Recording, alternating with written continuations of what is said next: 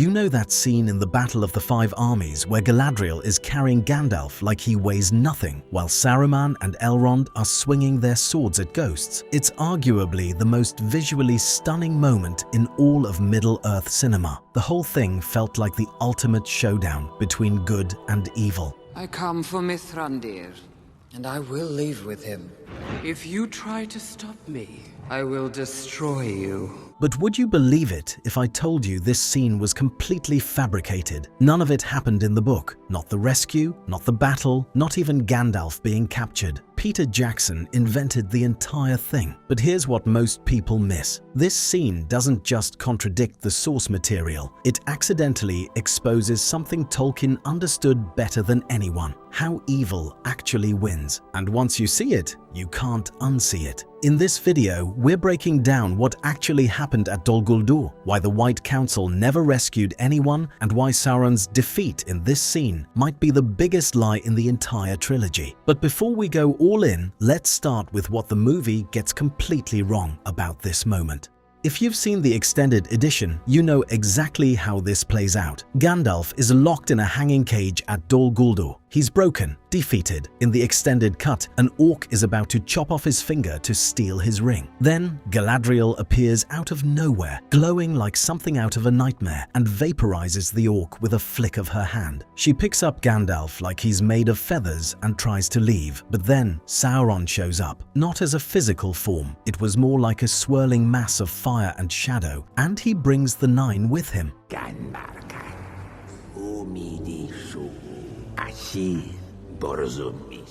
Galadriel is surrounded, 9 ring wraiths closing in, Sauron looming over everything. It looks hopeless, and then she says the line that gets everyone hyped. I am not alone.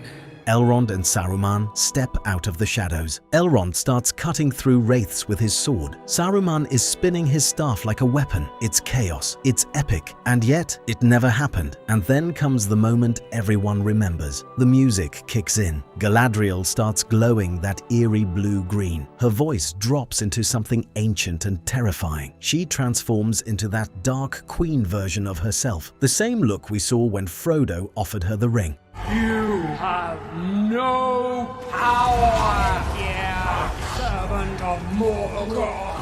Go back to the void from whence you came! Sauron screams, the Nazgûl scatter. The Dark Lord himself goes flying across the sky toward Mordor, and Galadriel collapses, exhausted but victorious. The way this scene is shot, the way the music builds, the way everyone reacts afterward, it all tells you one thing: the good guys won. Sauron got beaten. The White Council saved the day. Except that's not what happened at all. Not even close. Now look, I get why this scene exists. Jackson had a problem. He stretched one book into 3 movies. Each film needed a big moment, a climax, something to justify the runtime. And the Dol Guldur storyline was just sitting there in the appendices. Decades of history, secret meetings, political maneuvering, Gandalf disappearing for chapters at a time with zero explanation. Jackson saw an opportunity to finally show what was happening behind the scenes. The problem is, Tolkien's version of these events spans almost a century. Jackson crammed all of it into a single battle sequence. Years of careful strategy turned into 10 minutes of wizard combat and light beams. As cinema, it works. It's exciting. It's visually impressive. It gives the audience a payoff. But as storytelling, it breaks everything Tolkien was trying to say. But here's the line that should make your skin crawl. Leave Sauron to me. In Tolkien's version, Saruman never said that. And what actually happened at Dol Guldur? It's far more disturbing than anything Jackson put on screen. We'll get to that. So let's talk about what Tolkien actually put on the page. And here's the key thing most people miss. The words Dol Guldur never appear in The Hobbit. Not once. Tolkien calls it the Dark Tower, or mentions the necromancer lurking somewhere in southern Mirkwood. That's it. No details, no dramatic descriptions, just vague references to something evil in the forest. There is something at work beyond the evil of Smaug. Something far more powerful. In the book, Gandalf disappears for huge chunks of the story. He leaves the dwarves at Mirkwood and just vanishes. Bilbo has no idea where he went. The reader has no idea where he went. Tolkien never explains it. And that's not an accident. Tolkien deliberately kept all of this off page. The question is why?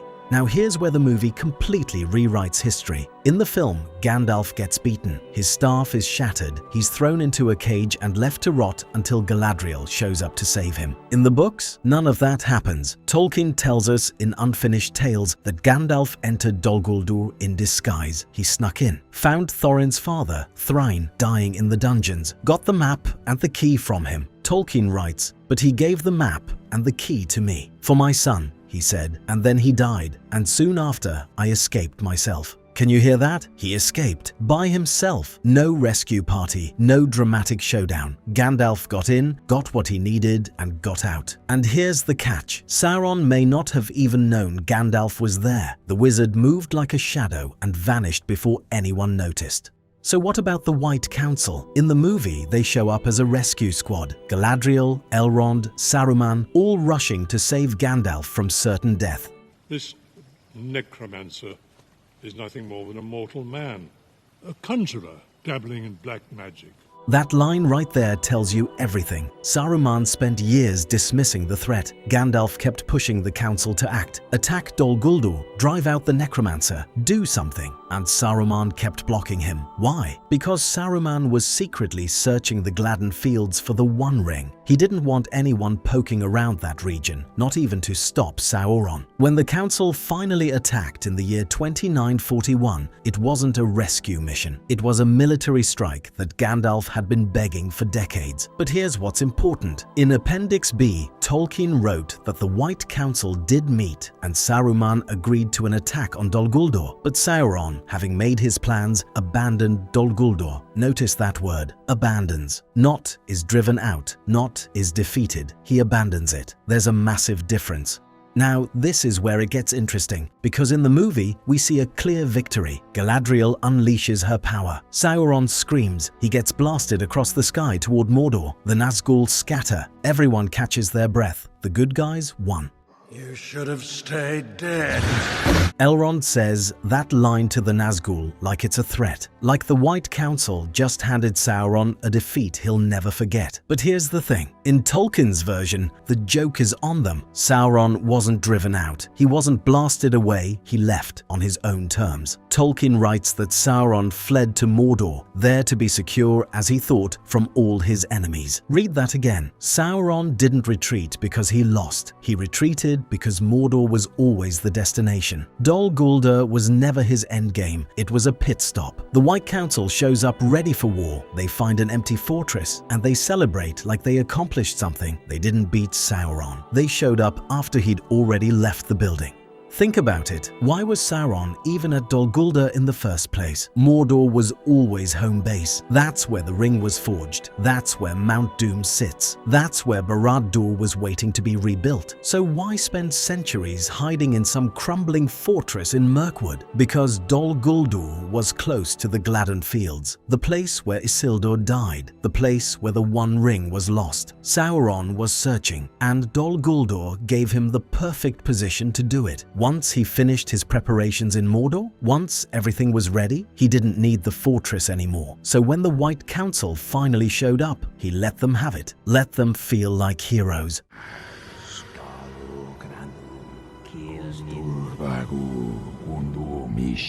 9 for mortal men doomed to die. In the movie, this exchange makes Galadriel look powerful, defiant. But think about what Sauron is actually doing here. He's counting his assets. He knows exactly what he has. He knows exactly what's coming. The White Council won a building. Sauron kept the war alive. Most fans don't realize what happens next because the movies never show it. 10 years after this so-called victory, Sauron declares himself openly in Mordor. He sends 3 Nazgûl back to Dol Guldur. The fortress the White Council liberated was back under enemy control within a decade, like nothing ever happened. And it gets worse. During the War of the Ring, that same fortress launches 3 separate attacks on Lothlorien, 3 assaults on Galadriel's own kingdom, the place she was supposedly protecting when she banished Sauron. So what did the White Council actually accomplish? They cleared out an empty building, they threw a party, and then the enemy moved right back in. That's not a victory, that's a distraction. Sauron let them win because winning that battle meant nothing. He was already fighting a completely different war. But here's what most people miss about this scene. It's not just that Jackson got it wrong, it's that he accidentally proved Tolkien's point. Without the Ring of Power, Sauron can never again hold dominion over Middle-earth. Listen to that confidence. Saruman believes every word he's saying, and he is wrong, catastrophically wrong. Not because he's stupid, because he's compromised, and the movie shows us exactly when it happens. If you watch that scene again, you'll see that Saruman volunteered to deal with Sauron personally. You'll also see that Elrond hesitated briefly, but Saruman overruled him. Everyone moves on. The movie treats this like a throwaway line, but it's actually the most important moment in the entire sequence. This is when Saruman's fall begins. Jackson shows it without realizing what he's showing. Tolkien spells it out clearly in the appendices. Saruman didn't want to destroy Sauron. He wanted to find the ring first. Every time he blocked the White Council from attacking Dol Guldur, every delay, every objection, he was buying himself time. Time to search the Gladden fields. Time to find the One Ring before anyone else could. The irony is almost too perfect. Jackson invented this battle to make the White Council look heroic, but he accidentally revealed the truth. Their leader was already working against them. Their victory was hollow before it even started. The White Council wasn't just fighting the wrong enemy, they were being led by one. And that's what Peter Jackson erased when he turned this into a light show. Tolkien's version is far darker than any magical battle. It shows us how evil actually wins, not through superior firepower, not through dramatic confrontations, through patience, through misdirection, through letting your enemies throw a parade while you quietly finish what you started. Sauron didn't lose at Dol Guldur. He completed his move and stepped off the board. The White Council won the battle he wanted them to fight, and they never saw the real one coming.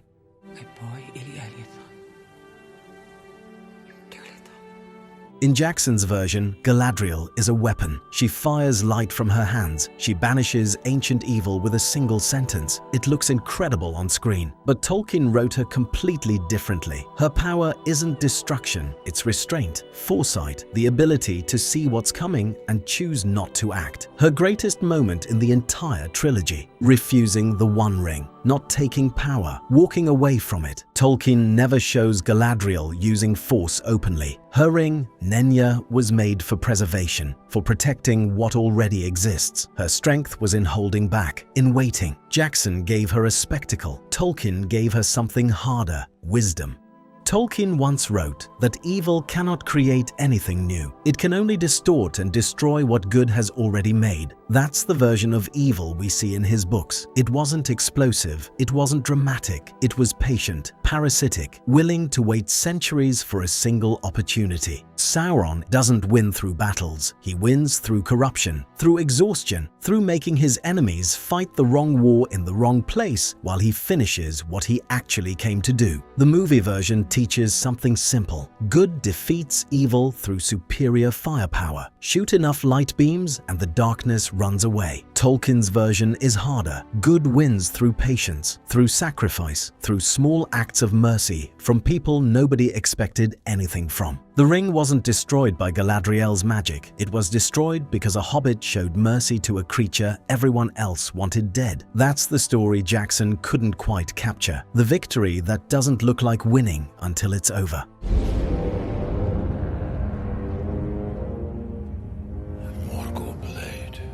In Tolkien's version, the White Council finds evidence of Sauron's return. They gather their strength, they march on Dol Guldur, and when they arrive, the fortress is empty. Sauron has already gone, his plans already complete, his war already won before they knew it had started. No light beams, no magical duel, just an empty throne and a terrible silence. That's not a defeat, that's a warning, and that's the scene we should have gotten.